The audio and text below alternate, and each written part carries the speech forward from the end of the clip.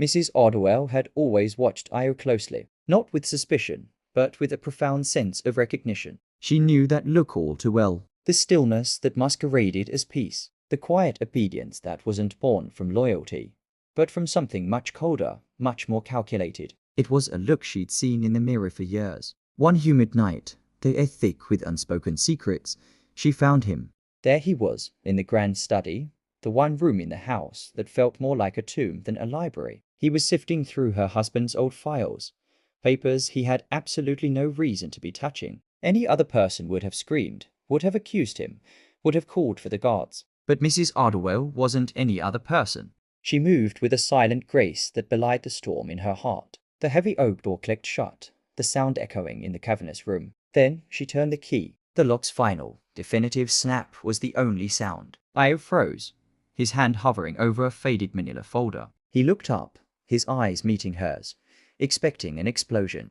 Instead, she began to speak, her voice a low, steady current in the silent room. She told him the truth. She knew everything her husband had done. The deals made in shadows, the lives ruined for profit, the empire built on a foundation of pain. She hadn't just suspected, she had known for years. Every night, she had laid beside a monster, smiling at his dinner parties, playing the part of the devoted wife. She had stayed, not because she was weak, she explained, her voice gaining a steely edge. Not because she was afraid. She had stayed because she was waiting for someone just like him. Someone brave enough, or perhaps foolish enough, to finish the war she never had the strength to start on her own. The air crackled with a new tension. This wasn't an accusation. It was an invitation. I stared at her, the woman who had been a distant, elegant figure in his life. He saw her for the first time, not as the matriarch, but as a prisoner biding her time. He didn't respond to her confession,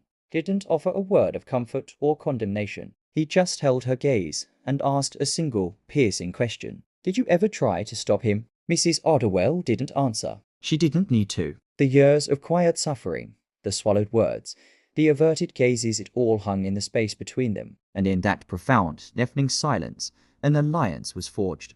A dangerous, unspoken pact sealed in a locked room, born from shared pain and a mutual enemy. What happens next? Well, this is only the beginning.